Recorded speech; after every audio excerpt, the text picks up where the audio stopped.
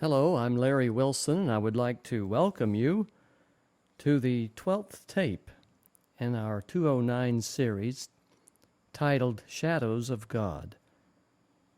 This is also our sixth tape on the book of Isaiah.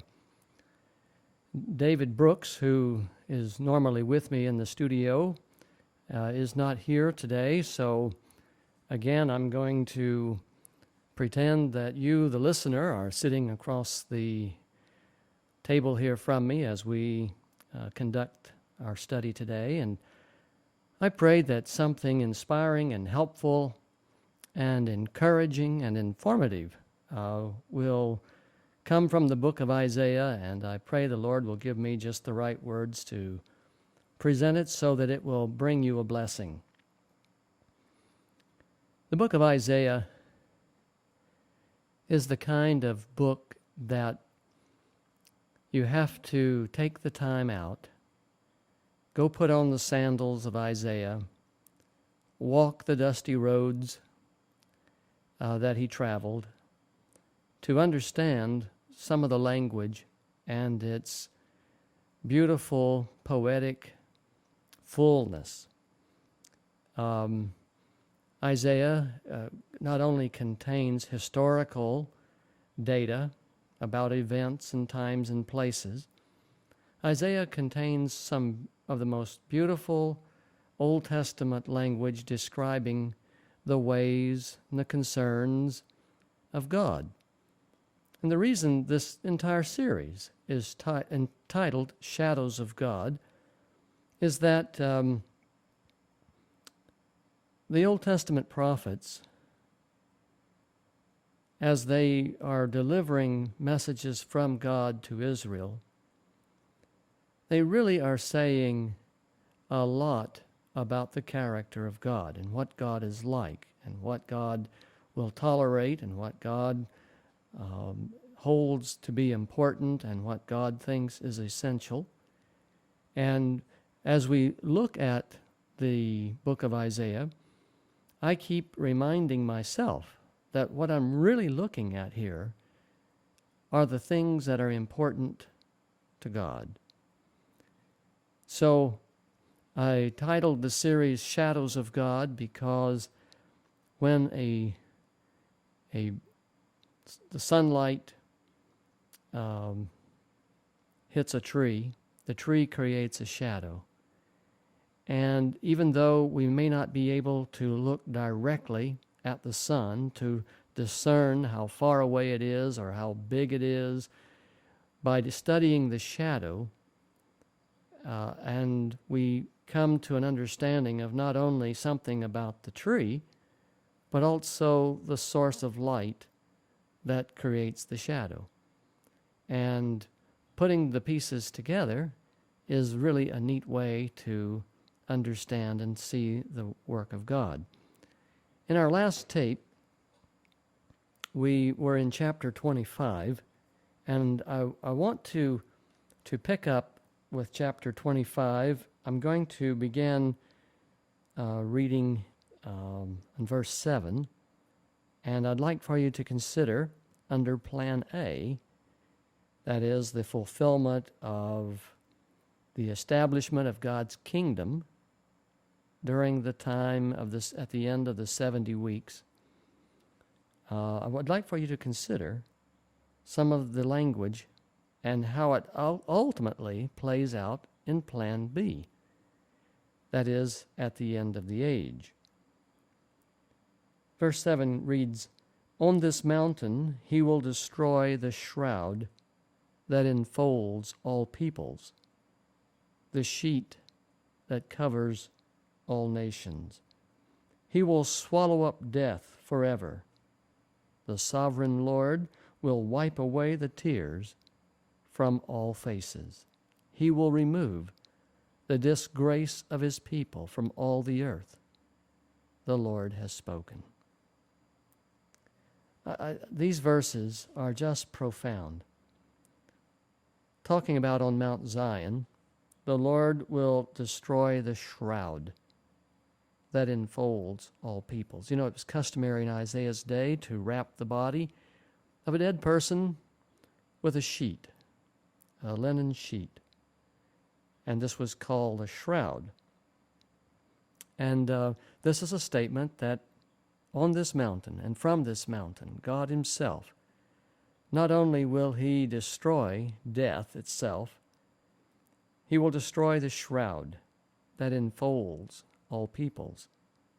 The sovereign Lord will wipe away the tears from all faces.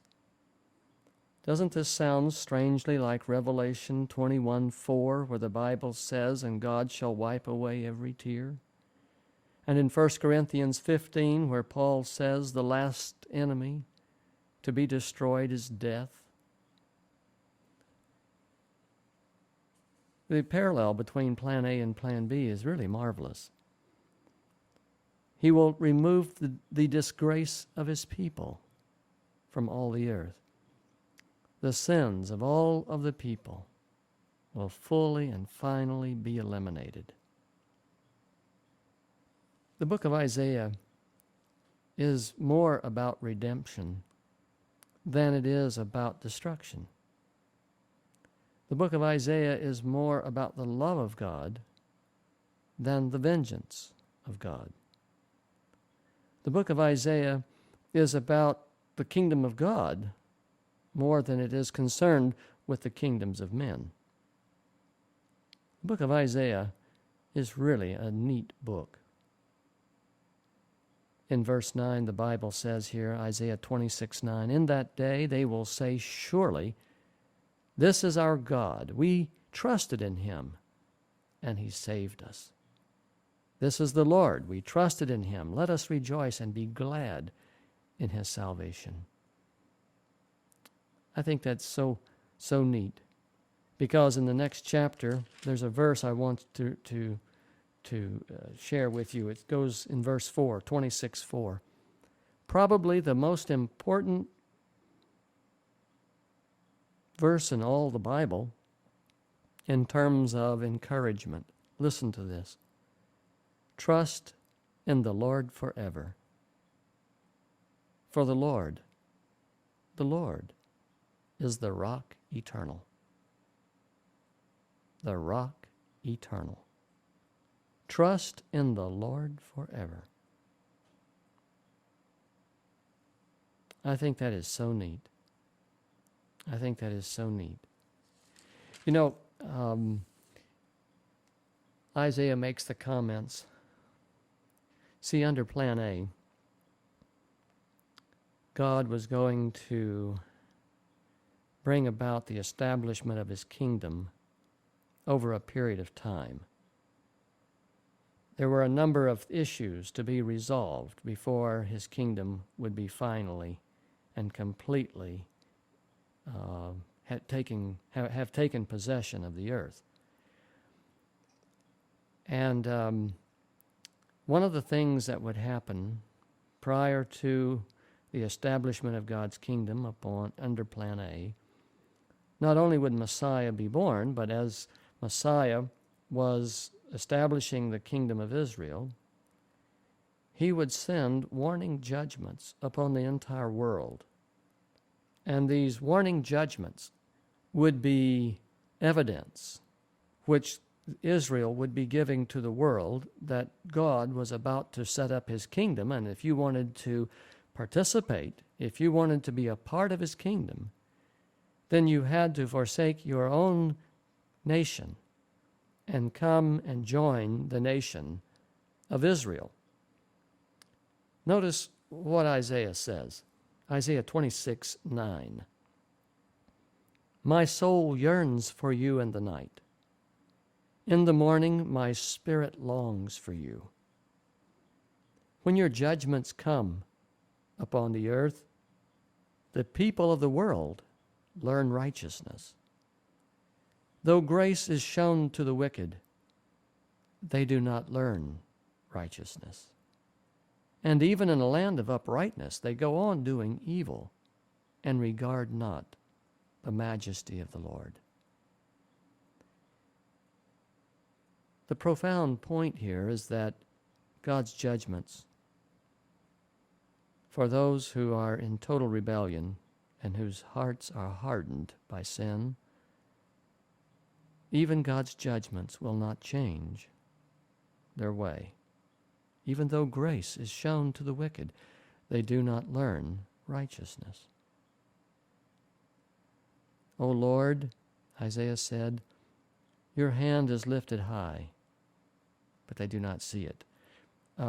David and I have talked about the gesture of the king when he would hold up his hand. It was a sign that his will was to be executed, and it would be continued and pursued until he put his hand down, indicating it was enough. This is how it was done on the battlefield. And you may remember that Moses, when he held up his hands, the children of Israel prevailed in their fight against their enemy. And wasn't it Aaron and I believe, well, I don't remember just at the moment who it was that held up his other hand. But as long as Moses held his hands up, Israel prevailed.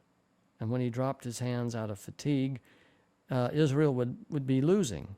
And so Aaron and the other person, I think that, well, I just don't remember who it was at the moment. But I know that that was the day the sun stood still. And as long as they held up the hands of Moses, the battle progressed marvelously. Isaiah brings that point home, and he said, O Lord, your hand is lifted high, saying, let the judgments come, but they do not see it. Let them see your zeal for your people and be put to shame. Let the fire reserved for your enemies consume them. The book of Isaiah repeatedly points out the failures of Israel. And sometimes you can get the impression that Isaiah is beating a dead horse over and over, pointing out Israel's failing. But in each time failure is given, there is also redemption reminded or renewed. In Isaiah 26:19, Isaiah writes, but your dead will live, their bodies will rise. You who dwell in the dust, wake up and shout for joy. Your dew is like the dew of the morning, that fresh. The earth will give birth to her dead. Go, my people, enter your rooms. Shut the doors behind you. Hide yourselves for a little while until his wrath has passed by. Behold, the Lord is coming out of his dwelling to punish the people of the earth for their sins. The earth will disclose the blood shed upon her. She will conceal her slain no longer. These three verses, are very important to understand within the context of Plan A. Sure, we believe in a coming resurrection, but here's the promise under Plan A of a resurrection. Your dead will live. Their bodies will rise. You who dwell in the dust, wake up and shout for joy. Under Plan B, that is the New Testament, we know about the 7 last plagues, how that God's wrath will be poured out upon those who receive the mark of the beast. Listen to verse 20. Under Plan A, there's a parallel. Go, my people, enter your rooms and shut the doors behind you. Hide yourselves for a little while until his wrath has passed by. Behold, the Lord is coming out of his dwelling to punish the people of the earth for their sins. You know, the other day I was watching television for a few moments. I don't remember exactly where I was, but the program that was on television at that moment was some kind of awards that were being passed out for celebrities and stars who have achieved notoriety in Hollywood. And I was only at this place for about 10 minutes, so I didn't get to really see what the awards were all about or what was going on. I didn't quite understand why the awards were given, but I did understand that this was some kind of great recognition, and the crowd was enormous, and there were lots and lots of people, and these movie stars or singers or whomever they were, they would come forth and receive the adulation and the praise and the honor and the glory, and then they're given this little image of some kind to show that they have been so recognized. And I thought about it for a little bit as I was driving home, and it just sort of dawned on me, when the Lord comes out of his dwelling to punish the people of earth for their sins, those who have been notorious for their representation and promotion of evil will certainly receive a great deal of God's wrath. Those who have participated in the industry that promotes evil, that promotes sin, that is involved with the degeneration and the speedy degeneration of mankind, God is going to really honor them with all the punishment that is appropriate. And I thought to myself, how many at that time will want to diminish their contribution when, at the time of the awards, they're maximizing their achievement? I just saw an interesting paradox in how that situation will be reversed. The Bible says in Isaiah 27:1, "In that day the Lord will punish with his sword, his fierce, great, and powerful sword." You know, in Revelation 19, John saw Jesus coming on the white horse, and out of his mouth came a sharp sword with which to strike down the nations. The parallel between Plan A and Plan B is unmistakable. What God intended to do under Plan A, he will certainly do under Plan B. There are a few small changes because of a transition, but God's ultimate objectives will be met, and all of the promises he made to Abraham will be fulfilled. I need to make a point here that may have you a little bit confused, and I will spend a few minutes here trying to clarify an interesting dilemma. Plan A operates on the basis of the cooperation of Israel in keeping the covenant. As you read the book of Deuteronomy, you find over and over and over and over again that God says, if you will love me, if this, if that, if whatever. The whole idea of this covenant relationship is that each will show good faith and keep their end of the bargain.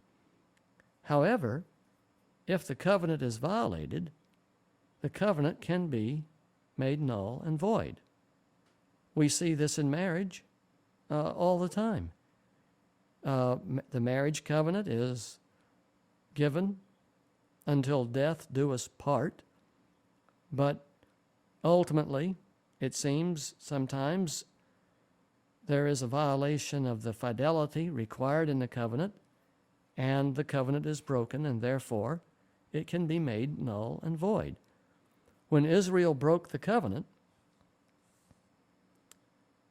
God did not make it null and void the first time, nor the second, nor the third, nor the 10th time. God worked with Israel repeatedly, consistently, continually, trying to get Israel to straighten up and fly right, as the old expression goes. But Israel refused. Finally, God said, I can stand it no longer. And through Isaiah and Jeremiah and Ezekiel, God is predicting He's going to remove Israel out of their land. He's going to punish the nation. He's going to chastise the nation. He's going to destroy all but a remnant.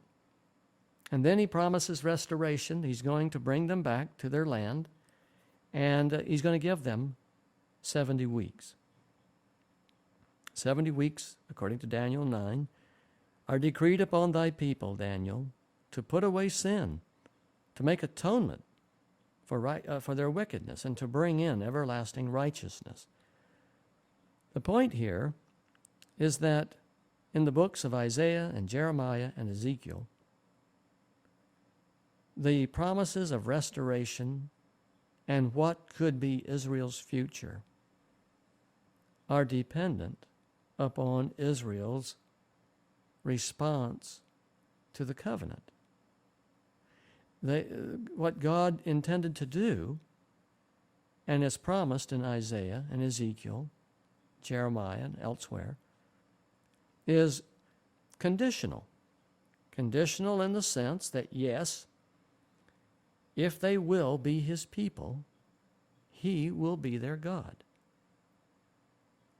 Now, this is a problem that many Christians have.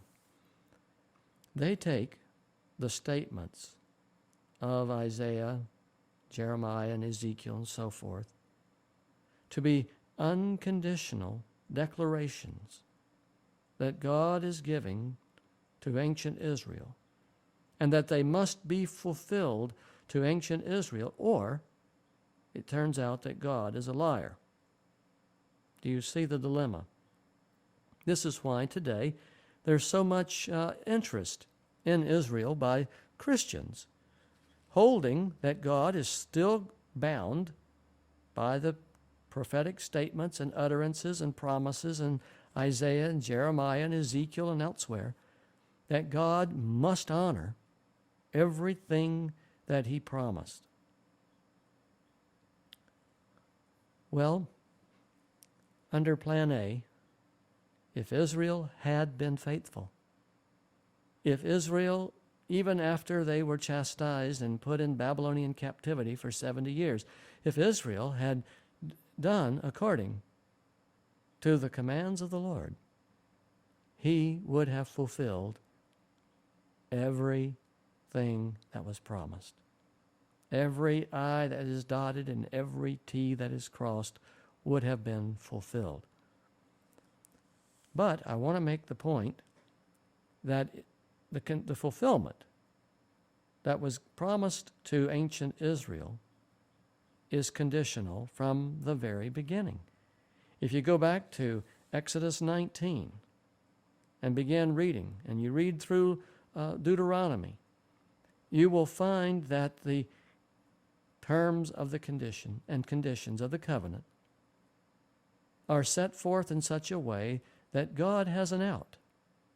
God has an out. Now, He does not have an out with Abraham. God did not give Abraham a conditional covenant. He gave Abraham a unilateral covenant, a covenant that will be fulfilled regardless of man's behavior. And what was that covenant? That covenant is that Abraham's offspring will be as numerable as the stars of the sky, and they will inherit the land. Not the Middle East that we call today the land between the Euphrates and the Nile. No, they will inherit the earth. The land that God promised to Abraham is not just a small piece of ground. It's as far as the eye could see and beyond. And the scripture is absolutely right when it says of Abraham that he looked for a city whose builder and maker is God. Well, he didn't see it, but he died holding on to his faith. And one day Abraham will be awakened. He will be called forth at the last day in the resurrection. And all who have put their faith in Christ, get this, all believers who have put their faith in Christ will be reckoned as Abraham's offspring.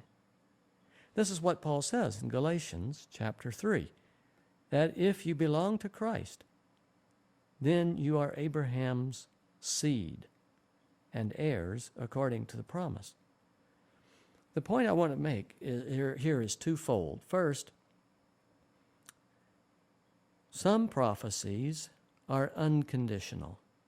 The apocalyptic prophecies of Daniel and Revelation are unconditional. This means that they are going to happen with or without our cooperation, our knowledge, or understanding.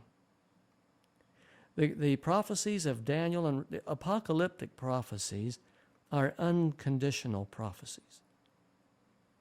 The prophecies given to Israel in the books of Isaiah, Jeremiah, and the Old Testament prophets, these are conditional.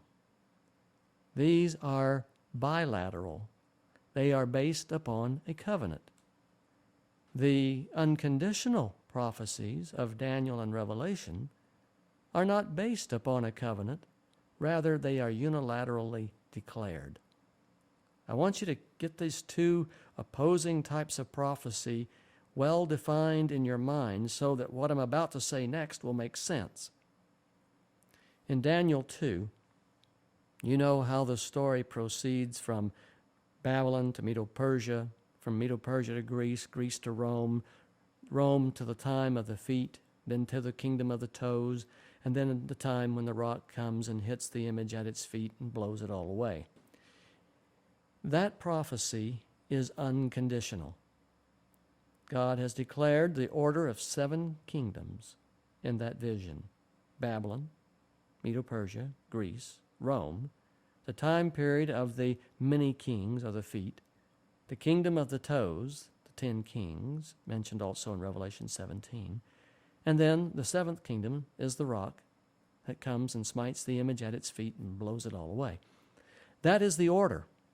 It is unconditional. It will happen that way. No ifs, ands, or buts about it.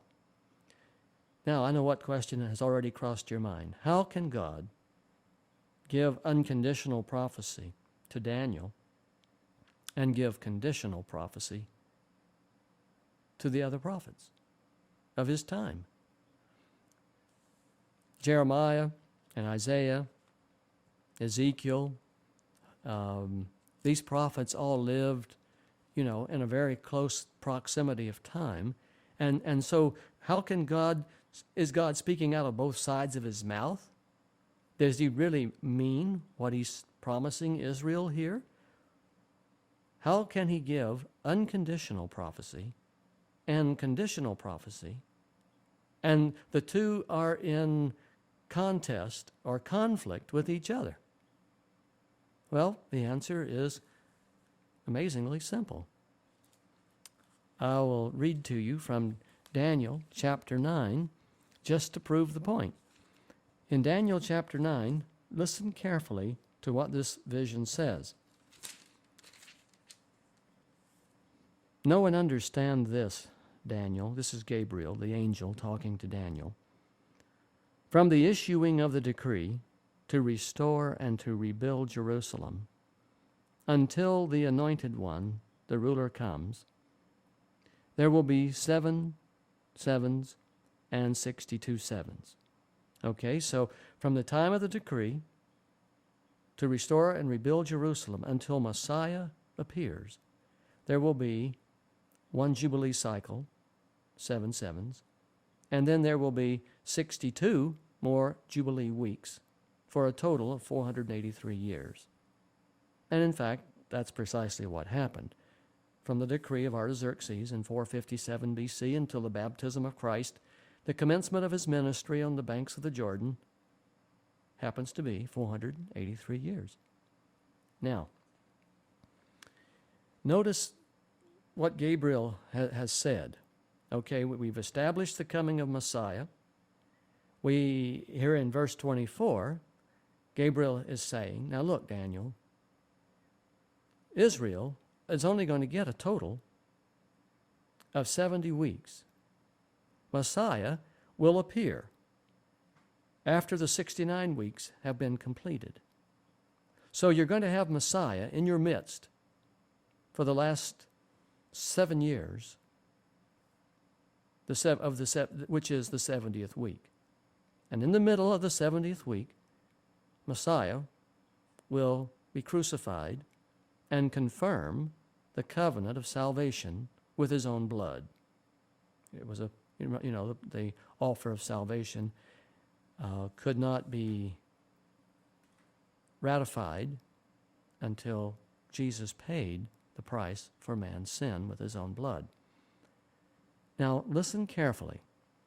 Gabriel says 77s are decreed for your people and your holy city. Here are the reasons for this. A, to finish transgression. In other words, we're going to bring an end to sin in 70 weeks from the decree of Artaxerxes. We're going to put an end to sin. We're going to atone for wickedness. We're going to bring in full and complete atonement for wickedness. We're going to bring in everlasting righteousness because Messiah himself will come and will begin the process of establishing his kingdom. Now, consider the next phrase, to seal up vision and prophecy. To seal up vision and prophecy. What this means is that if Israel had been faithful during the allotted 10 Jubilee cycles, 70 weeks is 10 Jubilee cycles, Messiah would have come, everlasting righteousness would have been installed, atonement for sin would be made, and vision and prophecy, the unconditional vision and prophecies given to Daniel and later to John, would never come to pass. What I want to say is that God would subject the unconditional prophetic fulfillment that he has scheduled and laid out. God is willing to seal that up and throw it away so that it can never be read or understood or used. That's the idea of sealing it up, taking it out of use. He would subject his larger, all-knowing plan to the faithfulness of Israel. If Israel would be faithful, they could seal up. God would seal up vision and prophecy, and that which is described in the book of Daniel would never come to pass, would never happen. God would subject unconditional prophecy to the conditional prophecy that he gave to Israel. So get the picture. We have two different lines of prophecy operating, and God says, if you'll do what I want, we'll forget the other. However, if you don't fulfill the plan that I have for you, then the other will be put into working order, and the clock will begin ticking. The prophetic clock will begin ticking, and all that I promised you will be changed and offered to others.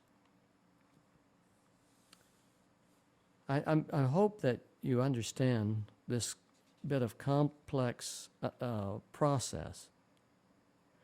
You see, there's a great misunderstanding today and among many Christians about the role of the Jews. And I want to pick up on it for just a moment. I want to go to Romans chapter 11, as this chapter is the one that causes so much heartburn among Christians. Now, I realize we're studying the book of Isaiah, and you say, well, Larry, what are you doing in the book of Romans? Well, if you don't understand how to approach Isaiah, you'll miss the whole point of Isaiah. In Romans 11, Paul is bringing out a profound concept, and it takes a little bit of work to understand it. It's not something that a third grader is going to easily absorb. But it can be understood, and it must be understood if you're going to make sense of the Old Testament. In Romans 11, Paul is addressing the Christians in Rome. There are Christians who have Gentile backgrounds, and there are Christians who have Jewish backgrounds. And there's a bit of a schism, because the Christians that have Jewish backgrounds tend to interpret Christianity through the Jewish exclusive view. Let me explain the exclusive view. The exclusive view is that we are God's people, and everybody else, they're outsiders. And the Jewish view was, we are God's chosen. That's what the name Jew means, the chosen. We are the ones to whom he has given his law. We are the ones to whom he has sent the prophets. We are the ones to whom Messiah is promised. The salvation comes to the Jews. In other words, the Jews believed theirs was the only true church on the face of earth. And Paul is trying to deal with the nationalism that the Jewish converts to Christianity have carried over into Christianity. Now, at the same time, you've got the Gentiles, who were your basic pagan party animals, who enjoyed all of the earthly pleasures of gluttony, debauchery, orgies, drinking and carousing, and sexual immorality without restraint. So all of a sudden, you have in one church, the Christian church now, people from such diverse backgrounds that you can see it's just a time bomb that's ticking. And so Paul is trying to resolve a number of issues dealing with the Gentile converts to Christianity and the Jewish converts to Christianity. And so he really has his hands full straightening this mess out. Let me go back to Romans chapter 9, and I want to read a few verses to you. So here's where he starts, and he's going to show that the Jewish converts have something to be proud of. Notice what he says. Verse 2, I have great sorrow and unceasing anguish in my heart. For I could wish that I myself were cursed and cut off from Christ for the sake of my brothers, those of my own race, the people of Israel. Theirs is the adoption as sons. Theirs the divine glory, the covenants, the receiving of the law, the temple worship, and the promises. Theirs are the patriarchs, and from them is traced the human ancestry of Christ, who is God over all, forever praised. Amen. So Paul is exalting the Jewish history, showing how great has been the election of Israel. And then he's saying, I'm so sad. I'm so sad that my brothers, my kindred, cannot accept Christ. I'm so filled with great sorrow. Even they have all of this. And the very thing that all of this pointed to, they cannot accept. It just makes me sick, he says. Verse 6, it is not as though God's word had failed. For not all who are descended from Israel, or Jacob, are Israel. Nor because they are his descendants, are they all Abraham's children. On the contrary. And then he uses the illustration how that Abraham had two sons, Ishmael and Isaac. And God said, no, it is not the natural children that are God's children. It is not through Ishmael that my promise and my covenant will be sustained. It will be through the child of faith, because those who are born of faith are those who will inherit the earth. So he makes it quite clear. Paul, now after having exalted the Jewish believers who are now Christian, he now knocks the wind out of them, and he said, look, just because you're a descendant of Abraham, it means nothing. Only if you are of the lineage of faith does it mean anything. I hope I'm making some sense. The point here is that God's great plan was to take a family, the descendants of Abraham, and he wanted all of Abraham's family to live by faith as did their father. And by living by faith and walking with God where he would have them go and have them be and have them do, they would become a nation, a lovely nation of people who would be anxious to share the good news of God's great love. Well, in chapter 10, I'm skipping here to move along. In chapter 10, verse 1, Paul writes, Brothers, my heart's desire and prayer to God for the Israelites is this, that they might be saved. For I can testify about them that they are zealous for God, but their zeal is not based on knowledge, since they do not know the righteousness that comes from God and sought to establish their own. They did not submit to God's righteousness. And he goes on and describes here how sad he is that his own people cannot understand the purpose for which they were called. The reason that God selected them has been totally lost sight of. No wonder Paul is frustrated. And then here in verse 12, chapter 10 of Romans, Paul says, For there is no difference between Jew and Gentile. The same Lord is Lord of all, and he richly blesses all who call on him, for everyone who calls on the name of the Lord will be saved. And then he says, look, to the Jews, how can they call on one they have not believed in? And then he says to the Gentiles, how can they believe in one they have not heard?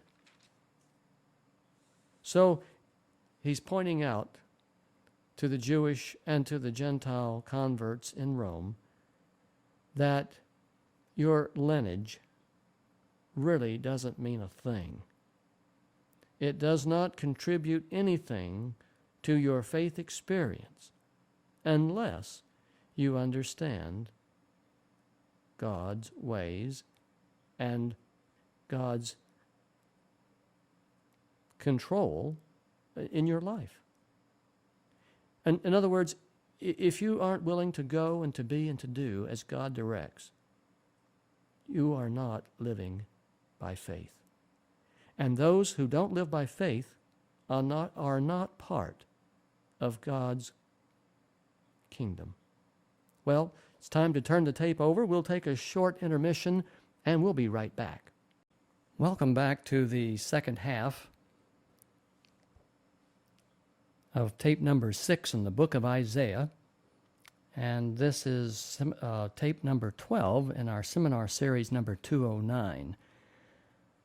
The subject of this series is titled The Shadows of God, and sometimes God's ways of revealing himself to men are done in shadows because shadows invite investigation.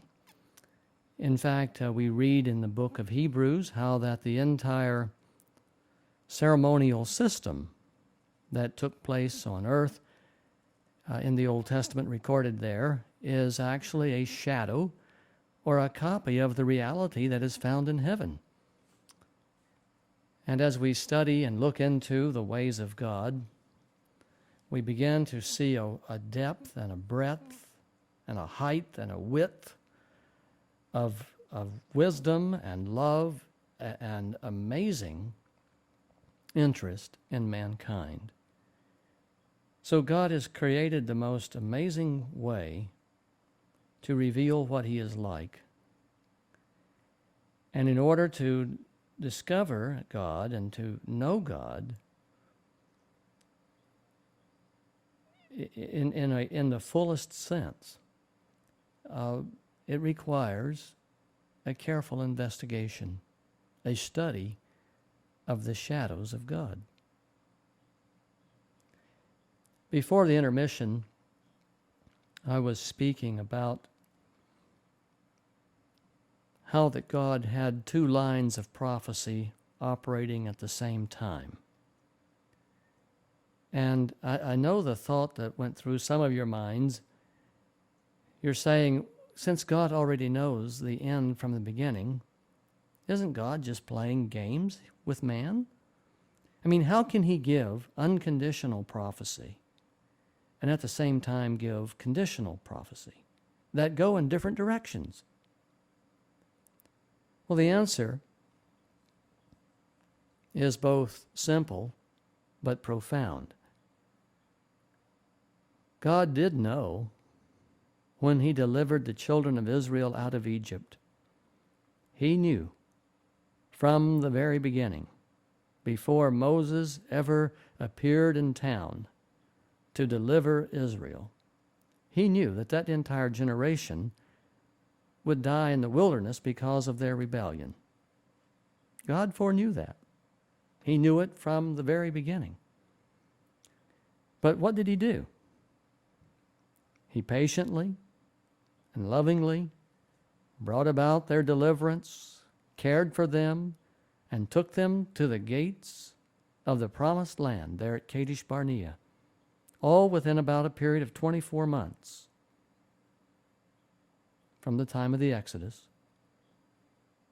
And it was their choice not to go forward. 10 spies gave a faithless report. 2 gave the faithful report, Caleb and Joshua. My point is that even though God foreknew that that generation would die in the desert, he dealt with them on the basis of all that their faith would allow them to do. He does the same with us today. And what I'm trying to say is that God gave to Israel and held out before them a marvelous plan, a plan that included the exaltation of Jerusalem as the center of God's government upon the earth. God had a wonderful national honor in store for Israel if they would only conform by faith, through faith, to his will. The story of Israel, though, is the story of the human race. Hardness of heart, rebellion against God. Now, is God thwarted because of man's rebellion? No. God knows that he has plans and he has ways of doing things of which we know nothing. God set up an unconditional line of prophecy because it would be integral to fulfilling Plan B if Plan B should become necessary. Well, obviously, it did become necessary, and that's the plan we're operating with today. And the book of Daniel is actually consummated and fulfilled in its purpose in the book of Revelation. But in Daniel chapter 9, Gabriel made it very clear to Daniel that if Israel were faithful, if they brought in everlasting righteousness and did what God intended them to do, they would seal up vision and prophecy. In other words, they would no longer be a part of God's plan. They would be removed from use. And what was written and contained in the book of Daniel, in fact, was sealed up until the appointed time of the end, because Plan B required it. But had Plan A been implemented, Daniel, the book of Daniel, the prophecies of Daniel, would have never been discussed or mentioned or brought up again. I was trying to explain, secondly, how that you have to understand in the conditional ways of God that God deals with human beings and brings about the fullness of life for human beings only when they are willing to live by faith. And what he's saying here, and Paul is trying to clear up some problems in the early Christian church in Rome, because a number of the converts are Gentile, have Gentile backgrounds, and a number of the converts to Christianity have Jewish backgrounds. And the Jewish believers have a certain arrogance and a certain preeminence over the more carnal Gentile converts. The Gentiles have been interested in partying and in sex and in orgies and just gluttony, whereas the Jewish converts, have been interested in being the creme de la creme, if you will, of religious ego, on a religious ego trip. And so Paul is trying to clarify and straighten all of this out, and that's why in the first chapters of Romans he's dealing with the sexual debauchery, homosexuality and other things that are described there in the first part of Romans. Now we get to the final chapters of Romans, and Paul is hammering on the Jewish nationalism, and saying that just as there's no place in Christ for sexual impurity, there is no place in Christ for religious ego. I hope that you can understand what I'm saying here in the book of Romans if you've studied it all in the book of Romans. And many Christians today are seriously misled and confused, believing that all that God promised through Isaiah, Jeremiah, and Ezekiel remains to be fulfilled. But they also accept the fact that God raised up the Christian church, and so the only way that he can fulfill what remains for Isaiah, Jeremiah, and Ezekiel and the other Old Testament prophets, the only way that he can fulfill his promises to Israel is to get the church out of the way, and this is why the necessity of the rapture.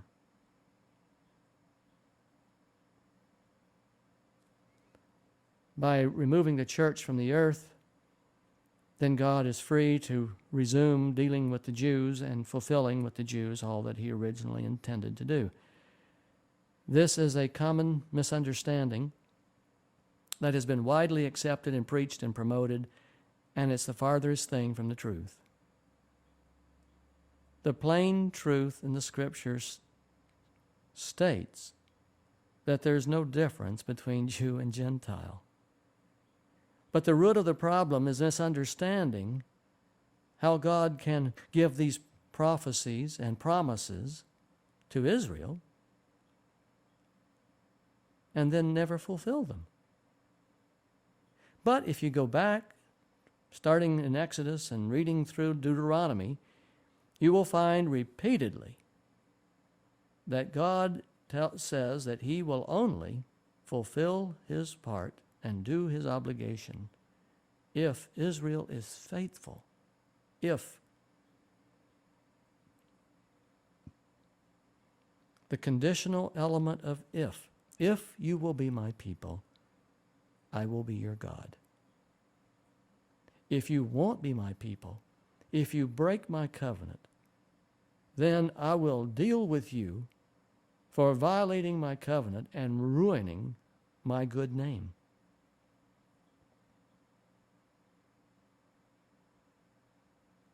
Well, you know the story. The history of Israel is the history of mankind. It's the history of every nation. It's the history of every church. It's the history of every religious body. It's the history of mankind. So when we get to Romans 11, Paul has been hammering on the fact that A, just because you're born of Abraham biologically, it doesn't mean that you are considered by God to be the offspring of Abraham. No, only if you live by faith like Abraham did are you reckoned as a child of Abraham. You see, Abraham had a son named Ishmael. This was a son that was produced by works. And Ishmael is just as much a son of Abraham as was Isaac. Different mothers, granted, but we're talking about the lineage coming through the father to the son for the birthright. And Ishmael was entitled to the birthright of Abraham. And Abraham asked the Lord, please, Lord, let my birthright, my blessing, the covenant you've given to me, go to Ishmael. And the Lord said, no, I'm not going to do that. I will bless Ishmael, and I will give him all that he needs. But out of your loins, Abraham, by faith will come the offspring through which the covenant will be conveyed.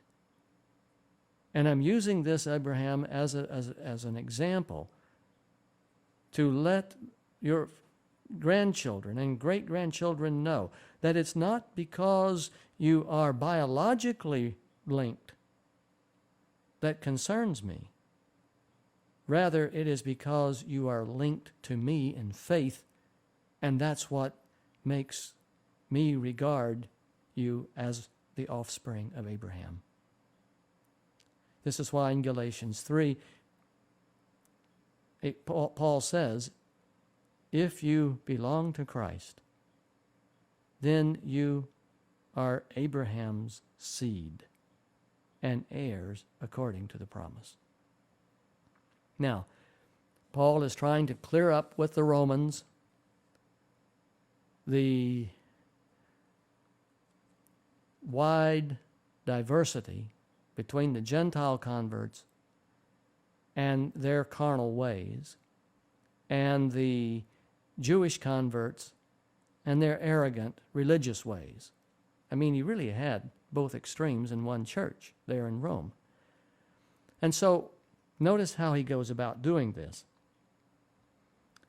So, in Romans 11, he starts off by saying, did God reject Israel, his people? By no means.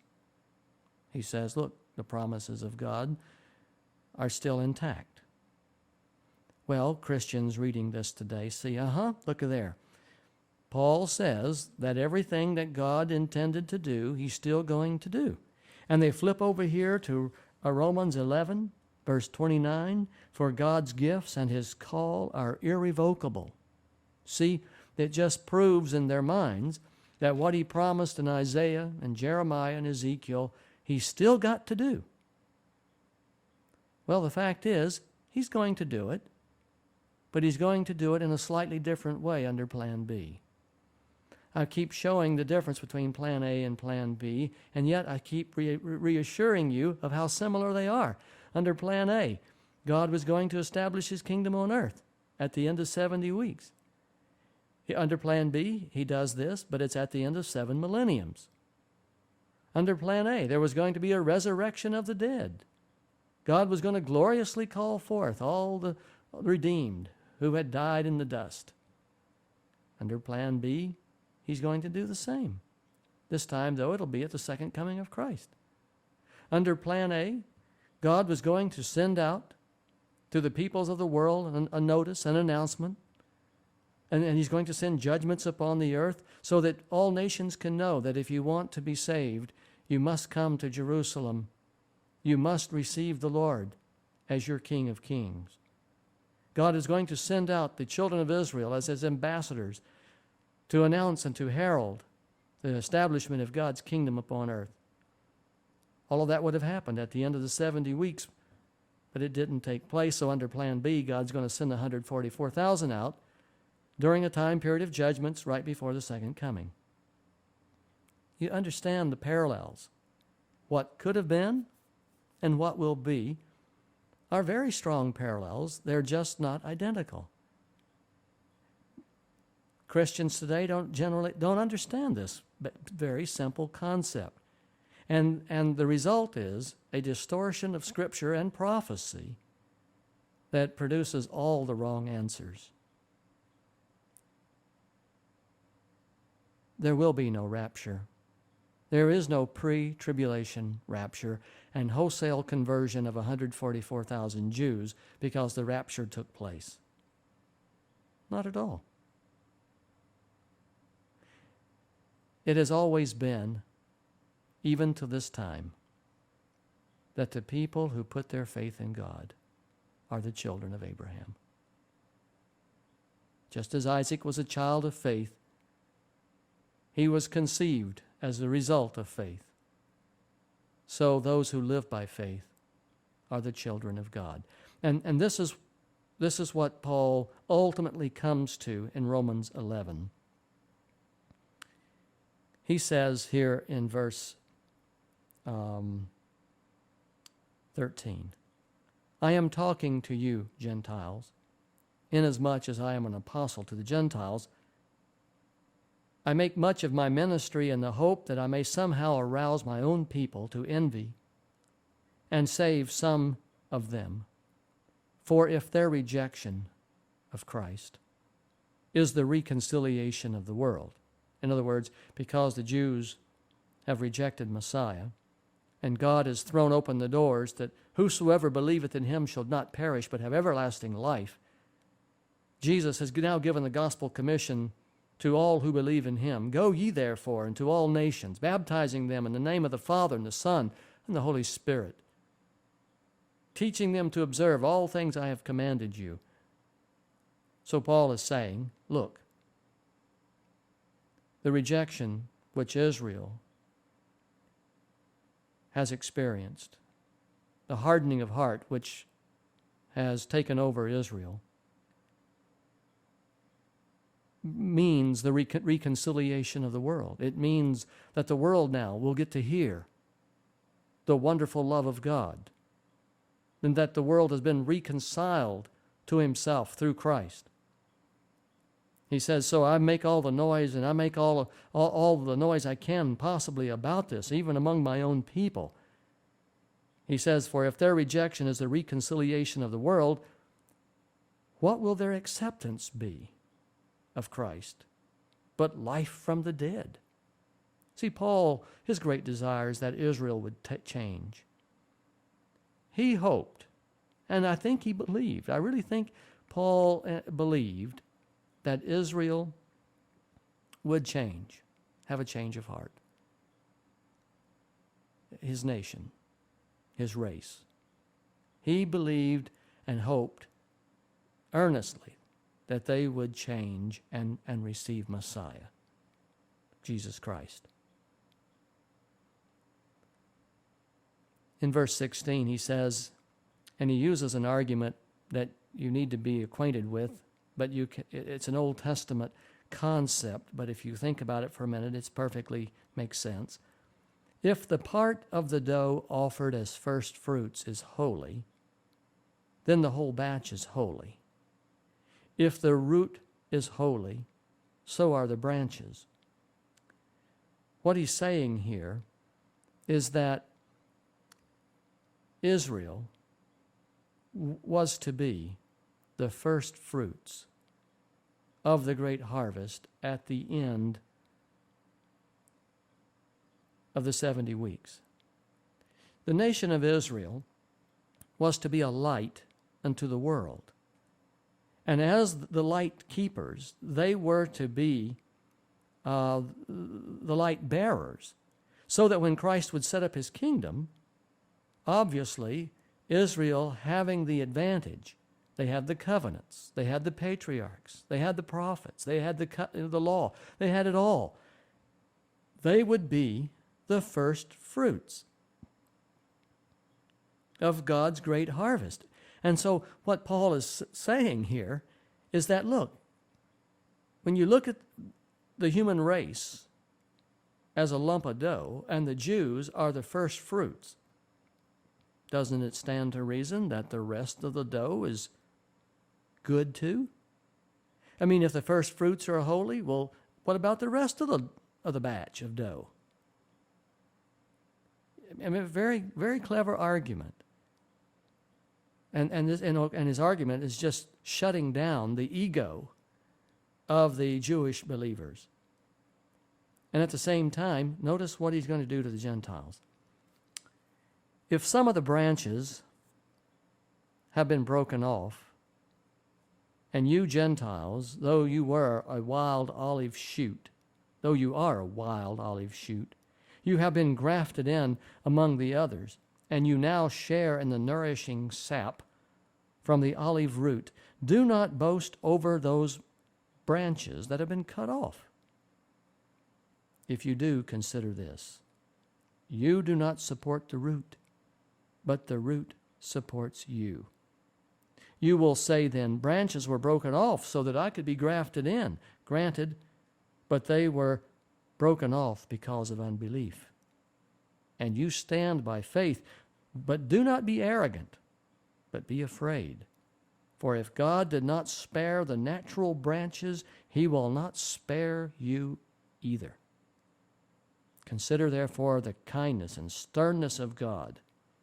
Sternness to those who fell, but kindness to you, provided that you continue in his kindness. Otherwise, you also will be cut off. I'd like for you to understand what Paul is saying here very clearly. And this is very pertinent to Isaiah, the book of Isaiah, and understanding how Isaiah plays out. Jesus is the vine.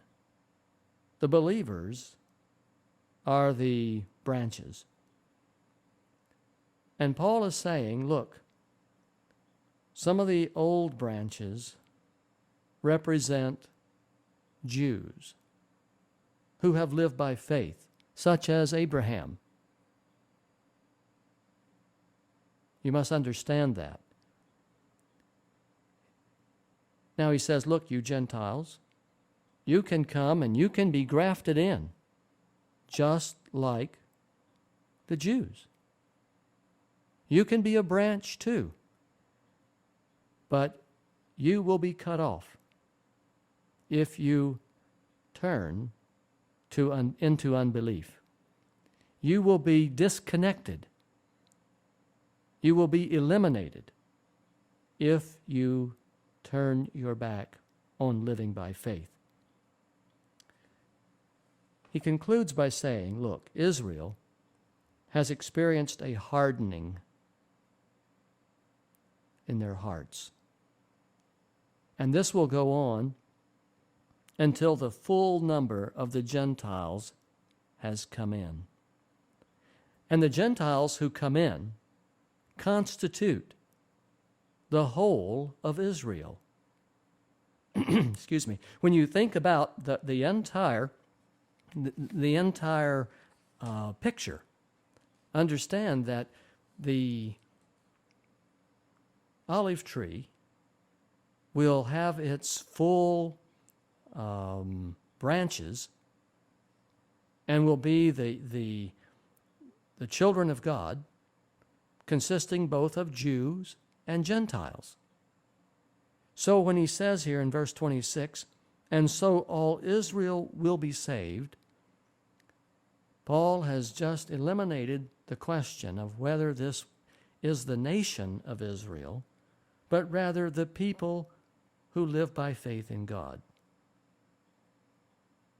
I hope this makes sense to you, because when you read the book of Isaiah, we find under Plan A that God was going to create a highway for the Egyptians and the Assyrians and anybody in between that could quickly come without impediment and be part of his kingdom. All Israel will be saved. Israel, though, God intended to be a nation with open doors.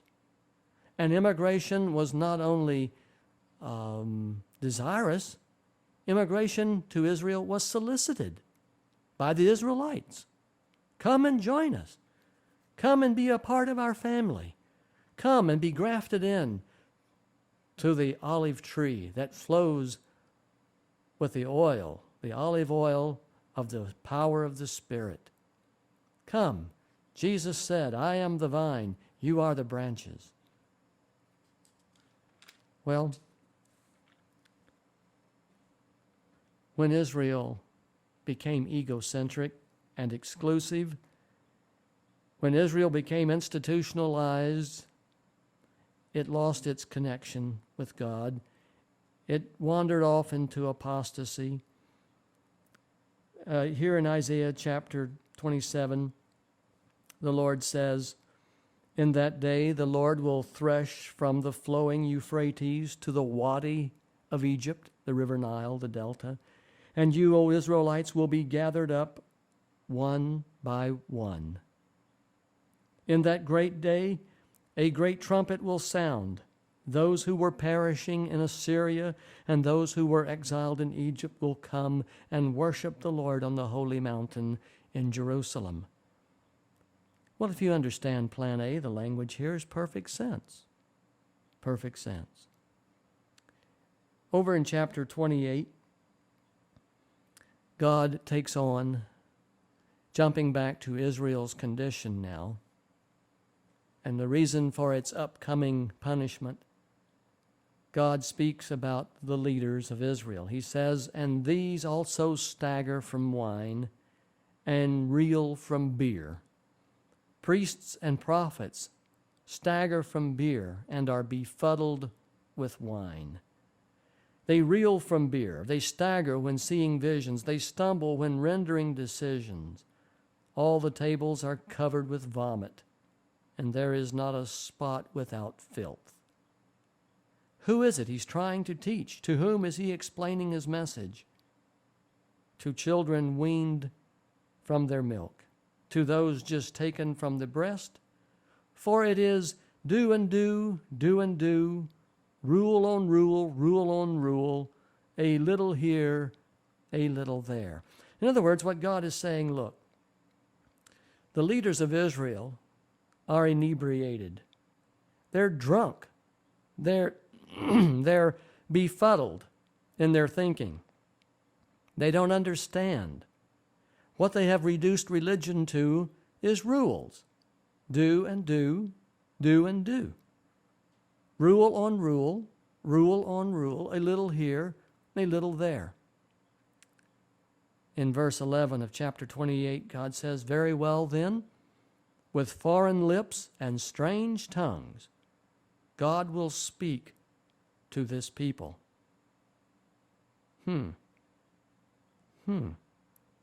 God will speak to this people through foreigners, if necessary, to try to straighten them out.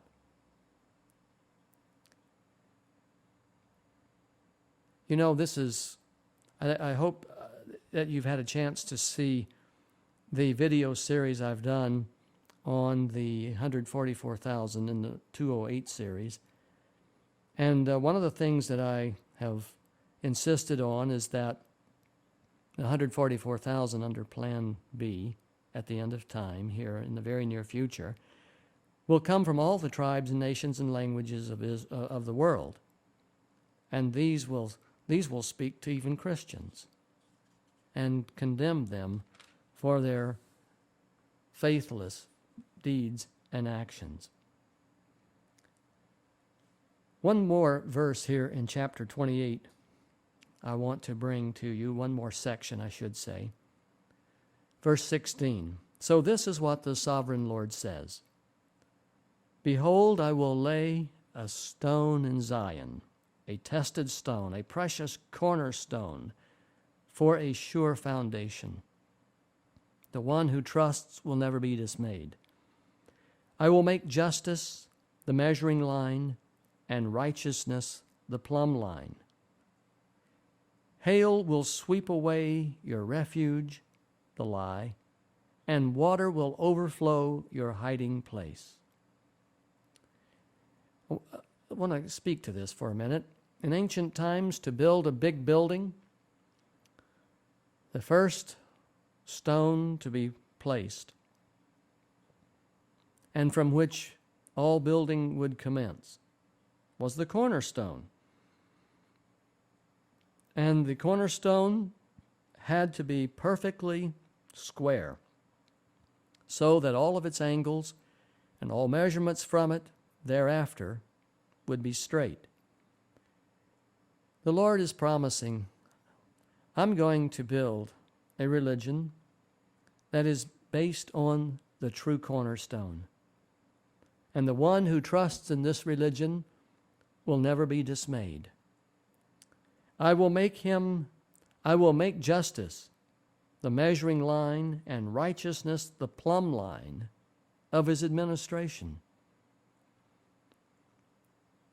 The point here is that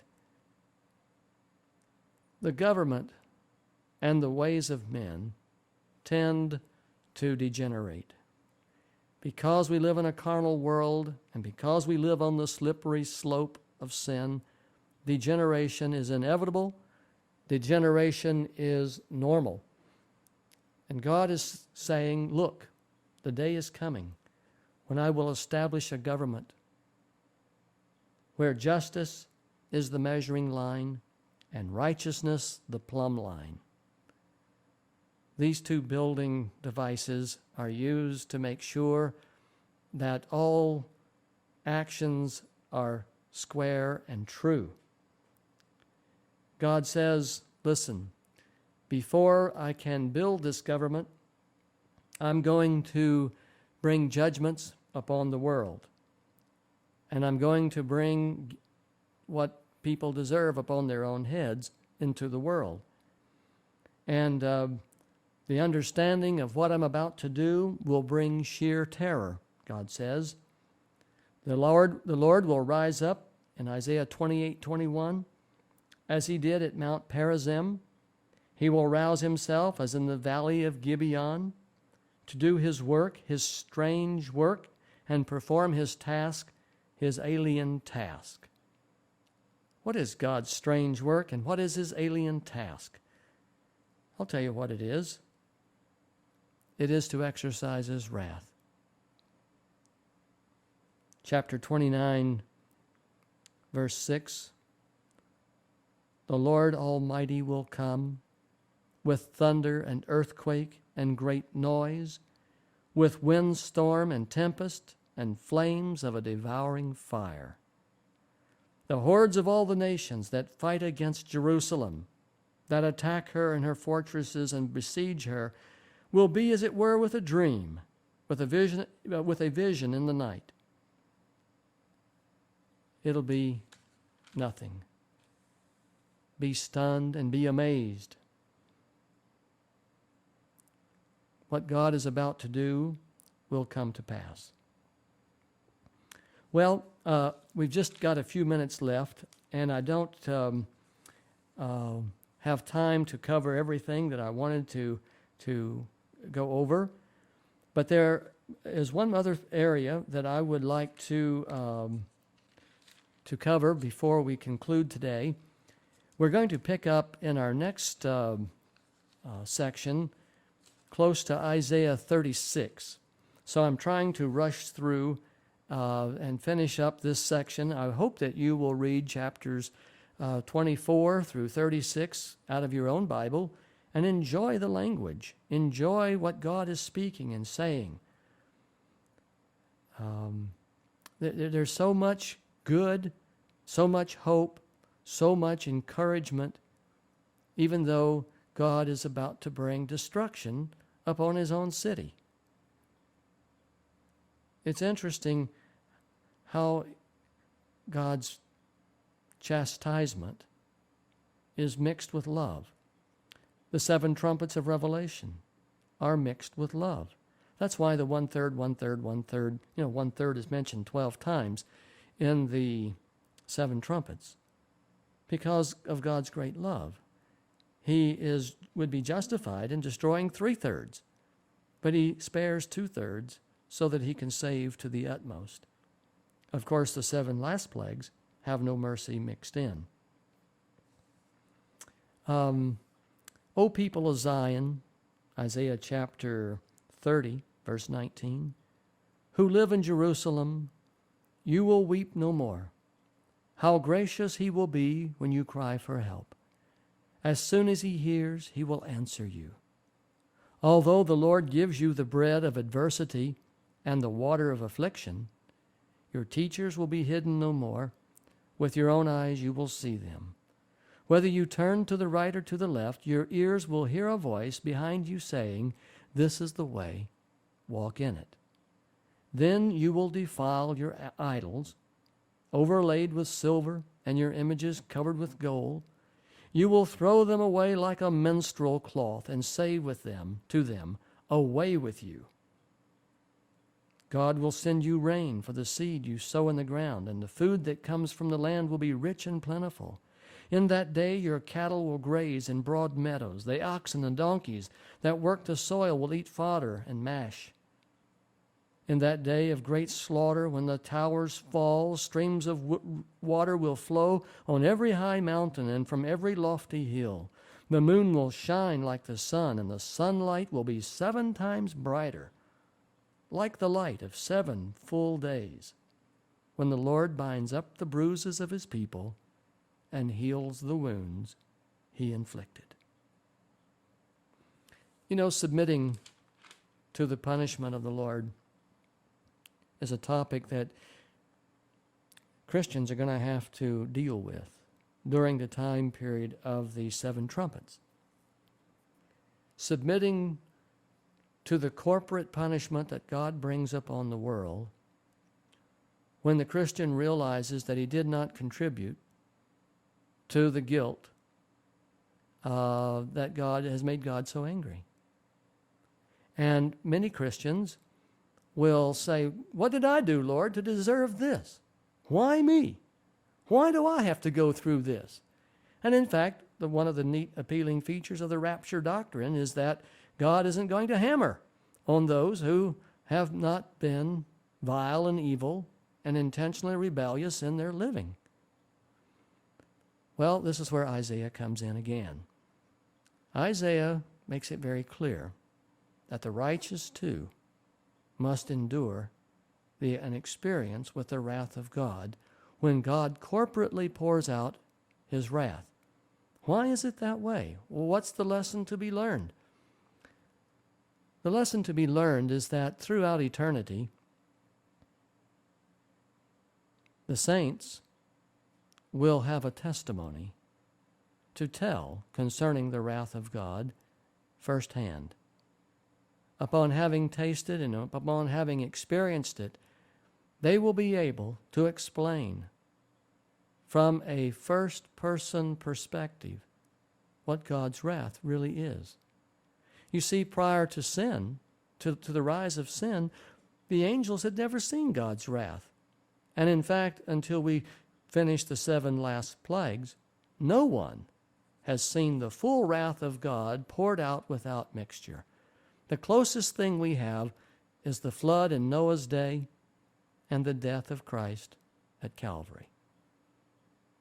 And much about the death of Christ and what actually went on there is still misunderstood.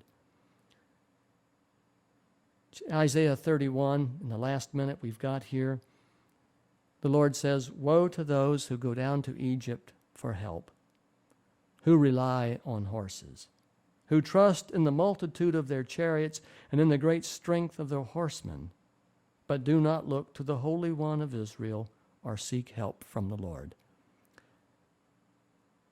It is man's nature to trust in his own creation, in the work of his own hands. And God forbid the kings of Israel from having multitudes of horses and chariots, because he knew they would put their confidence in themselves. In days to come, we are all going to experience how important it really is that we put our faith and our confidence in God.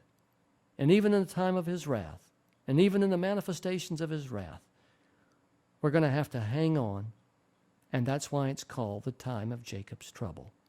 Hanging on to God in the face of adversity and loss of life. Well, our time is gone right now. We will continue in our next segment, and may God bless you, is my prayer. Is my prayer. Is my prayer. Is my prayer.